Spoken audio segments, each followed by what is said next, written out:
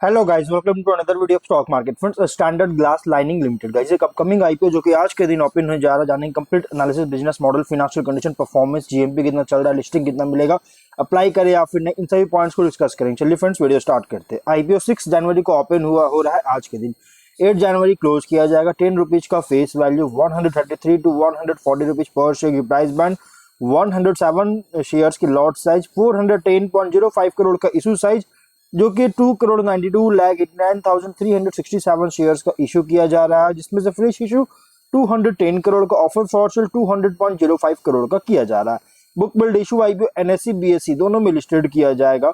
Allotment date finalise किया गया है 9 जनवरी। रिफंड रिलीज किया जाएगा 10 जनवरी। शेयर्स डिमैट अकाउंट में क्रेडिट होगा 10 जनवरी। लिस्टिंग डेट है 13 जनवरी का। अगर हम बात करें इस कंपनी में जो ऑफर दिया गया है, क्यूआईबी 50%, एचएनआई 15%, रिटेल 35% का ऑफर दिया गया है। और यहाँ पे रिटेल 1 लॉट अप्लाई कर सकते हैं, 107 शेयर्स मिलेंगे। मैक्सिमम 13 लॉट अप्लाई कर सकते हैं, 1391 शेयर्स मिलेंगे। स्मॉल एचएनआई 40 लॉट अप्लाई कर सकते हैं मिनिमम, और 1498 शेयर्स मिलेंगे। मैक्सिमम 66 लॉट अप्लाई कर सकते हैं, 7062 शेयर्स मिलेंगे। बिग एचएनआई 67 लॉट अप्लाई कर सकते हैं मिनिमम, और 7169 शेयर्स मिलेंगे। एंकर इन्वेस्टर्स है 123.02 करोड़ का फंड रेज कर चुका है। कंपनी के प्रमोटर है नागेश्वर राव कांडुला, कांडुला कृष्णवेणी कांडुला, रामकृष्ण वेंकट मोहन राव कटरागड्डा, और कुडारावली पूर्णा राव, और mister S two engineering services, ये सभी जो है सो इसके प्रमोटर है। प्री इशू होल्डिंग 72.49% का है। अगर हम बिजनेस की बात करें तो सितंबर 2012 में इनकॉर्पोरेट हुआ था, जो कि कंपनी इंजीनियरिंग इक्विपमेंट का मैन्युफैक्चरिंग करती है। और ये जो मैन्युफैक्चरिंग होता है, ये इंडिया में फार्मास्यूटिकल और केमिकल सेक्टर में जो कंपनी काम करती है उनके लिए इंजीनियरिंग इक्विपमेंट का मैन्युफैक्चर करता है, जिसमें कंपनी जो है इंटायर प्रोडक्शन प्रोसेस जो है सो इन हाउस मैनेज करने के लिए जो कैपेबिलिटीज हो चुका है, कैपेबिलिटी है। और कंपनी जैसे टर्नकी सॉल्यूशंस, जिसमें included design, engineering, manufacturing, assembly, installation, standard operating procedures जो कि फार्मास्यूटिकल और केमिकल मैन्युफैक्चरर्स के लिए प्रोवाइड करता है। कंपनी का प्रोडक्ट पोर्टफोलियो में इंक्लूड है रिएक्शन सिस्टम और storage, separation and drawing system, और प्लांट इंजीनियरिंग एंड सर्विसेज, ये सभी इंक्लूड है पोर्टफोलियो में। प्रोडक्ट है। और कंपनी जो है स्पेशलाइज्ड इंजीनियरिंग इक्विपमेंट का जो है सो मैन्युफैक्चर करता है, glass line materials, stainless steel और निकल एलॉय का यूज करके। कंपनी के कस्टमर्स की बात करें तो इसमें इंक्लूड है Apitoria pharma, Aurobindo pharma, CCL food and beverage, और Cohance life science, Kalida pharmaceutical, Deccan fine chemical, Dasami lab, Laurus lab, Granules India, Macleods pharmaceuticals, MSN laboratories, Natco pharma, Honour lab, Hetero drugs, Hetero labs, और हेजलो लैब, और Piramal pharma, Sanvira bioscience, Suven pharma, और टाइग्रोस केमिकल्स, वामसी लैब्स, और व्यास लाइफ साइंस, ये सभी इसके क्लाइंट्स हैं और नोटेबल क्लाइंट्स है। इसमें से कुछ ऐसे क्लाइंट्स हैं जो कि नोटेबल है, बहुत ही फेमस कंपनीज है जो कि फार्मास्यूटिकल और केमिकल सेक्टर से, और ये इसके क्लाइंट्स है। 8 मैन्युफैक्चरिंग यूनिट है, और सभी जितने भी है ना 8 जो है, जितने 8 मैन्युफैक्चरिंग यूनिट है सभी हैदराबाद तेलंगाना में है। सेल्स ऑफिस जो है वडोदरा गुजरात में है, अंकलेश्वर गुजरात में, मुंबई महाराष्ट्र में, विशाखापट्टनम आंध्र प्रदेश में, तो 4 जगह इसके सेल्स ऑफिस है। और सेल्स टीम मेंबर्स की बात करें तो ये है झगाड़िया गुजरात, चेन्नई तमिलनाडु, न्यू दिल्ली, बेंगलुरु कर्नाटक, और विजयवाड़ा आंध्र प्रदेश में, जो कि पैन इंडिया रीच है। मतलब हर एक कोने में, इंडिया के हर एक कोने में इसका जो है सो सेल्स टीम मेंबर्स है और सेल्स ऑफिस है, जो कि कंपनी को एक मतलब एक तरह से समझिए कि पैन इंडिया रीच कंपनी दे रही है।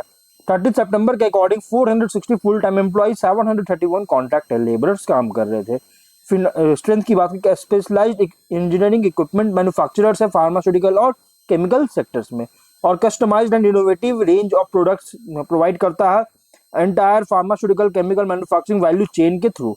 स्ट्रेटेजिकली लोकेटेड मैन्युफैक्चरिंग फैसिलिटीज का एडवांस टेक्नोलॉजिकल कैपेबिलिटीज के साथ, लॉन्ग टर्म रिलेशनशिप है मार्केट क्लाइंट्स के साथ इस सेक्टर्स में, इन दोनों सेक्टर्स में, और consistent track record profitable growth का, जो मैं आपको फिनेंशियल में बताऊंगा। यहाँ पे फिनेंशियल अगर देखा जाए तो एसेट्स 22 में 298 करोड़ का, और अभी रिसेंट है 756 करोड़ का, बहुत तेजी से इंक्रीज किया। रिजर्व नेटवर्थ है 69.9 करोड़ का, और अभी 447.8 करोड़ का, और रिजर्व है 53.6 करोड़ का, 261 करोड़ का।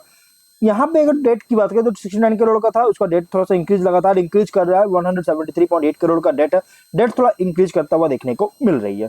फिर अब हम रेवेन्यू प्रॉफिट की बात करते हैं।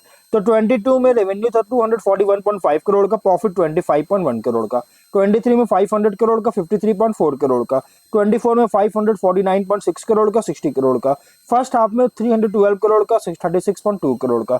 यहाँ रेवेन्यू प्रॉफिट जो मैंने बताया कि आपको स्ट्रेंथ में बताया था कि प्रॉफिटेबल ग्रोथ का ट्रैक रिकॉर्ड कंसिस्टेंट देखने को मिल रहा है, जो कि आप देख सकते हैं कंसिस्टेंट ट्रैक रिकॉर्ड देखने को मिल रहा है और बहुत अच्छी मेंटेन कर रही है। ROE 20.74%, ROCE 25.49%, debt to equity 0.32 time, जो कि ज्यादा डेट नहीं है कंपनी पर, RONW 20.74%, PAT मार्जिन 10.92 का, price to book value 5.7, P ratio 43.04, मतलब पी रेशियो थोड़ा ज्यादा देखने को मिल रही है।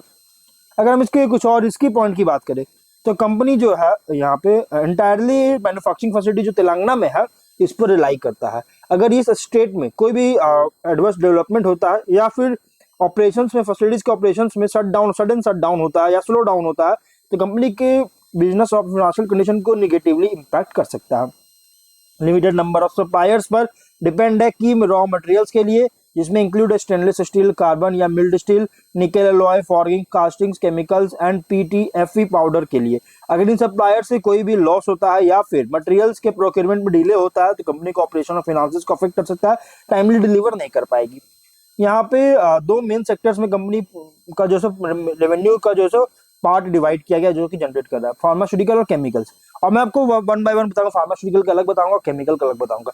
ये बताऊंगा मैं 22 से फर्स्ट हाफ 25 तक, जो कि यहाँ पे अगर देखिए तो फार्मास्यूटिकल के सेक्टर से कंपनी जो रेवेन्यू जनरेट कर रहा है वो है 22 में 85.53%, उसके बाद 82.8%, 81.79% और 75.1% का कंट्रीब्यूशन है। और केमिकल सेक्टर से कंपनी का जो था 22 में 13.5%, उसके बाद 14.34%, 12.5% और रिसेंट है 13.1% का कंट्रीब्यूशन था।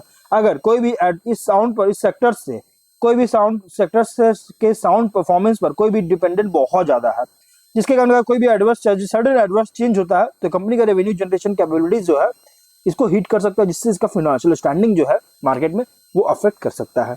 प्लस कंपनी का टोटल कॉन्सोलिडेटेड बोरोविंग्स था 198.3 करोड़ का, अगर इसको रीपे नहीं कर पाता तो फाइनेंशियल पोजीशन को भी हार्म कर सकता है। कंपनी पर कंटीजेंट लाइबिलिटीज है 49.6 करोड़ का, अगर इसको मटेरियलाइज नहीं कर पाती है तो कंपनी का फाइनेंस को भी सिग्निफिकेंट रिस्क कर सकता है। रेवेन्यू भी डिपेंड करता है फ्यू कस्टमर्स पर। टॉप 10 कस्टमर्स की बात करें 22 में 48.08%, 53.8%, 40.6% और 51.06% का कंट्रीब्यूशन था। अगर कोई भी इन कस्टमर से लॉस होता है या फिर बिजनेस में रिडक्शन होता है तो कंपनी का ऑपरेशन फाइनेंसिस को भी अफेक्ट कर सकता है।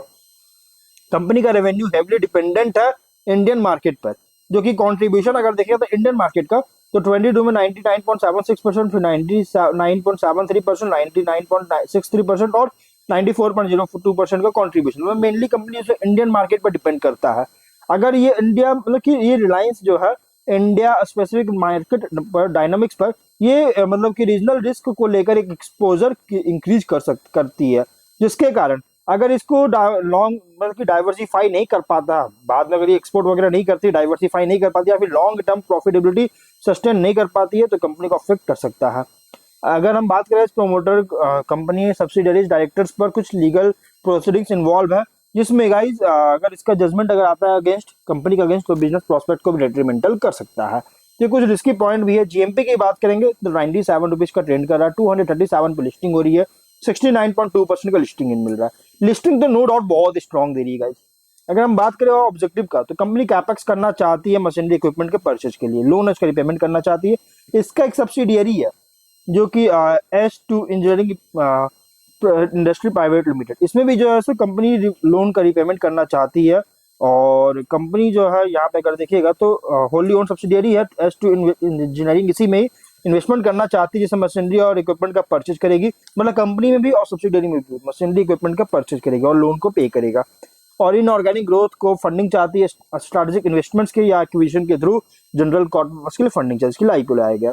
देखिए ओवरऑल कंपनी जो है मोस्ट प्रेफर्ड पार्टनर बन चुका है ग्लास लाइन इक्विपमेंट के लिए, जो कि फार्मा और केमिकल सेक्टर्स के द्वारा यूज होता है इंडिया में। स्टेबल ग्रोथ है टॉप एंड बॉटम लाइंस में 25 के अकॉर्डिंग फुल्ली प्राइस रखा गया, लेकिन पार्शियल रिडक्शन देखने को मिल रहा है डेट का, जो कि जो फंड रेज किया जाएगा, जैसे गाइस पार्शियल जो डेट है उसको रिड्यूस करेगा, जिससे कंपनी का जो अर्निंग्स है इंक्रीज करेगा, ग्रोथ प्लान्स करेगा, अदर इनऑर्गेनिक ग्रोथ प्लान्स भी करने जा रही है जो कि अर्निंग्स को इंक्रीज करेगा, जिससे क्या कारण एक अच्छी मतलब कि एडवांटेज मिल सकता है। इसलिए अगर आप इसमें अप्लाई करना चाहते हैं तो मीडियम टू लॉन्ग टर्म के लिए अप्लाई कर सकते हैं, नो डाउट।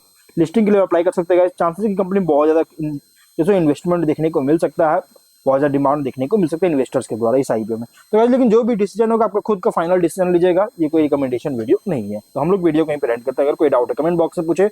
मिलते हैं नेक्स्ट वीडियो में, बाय।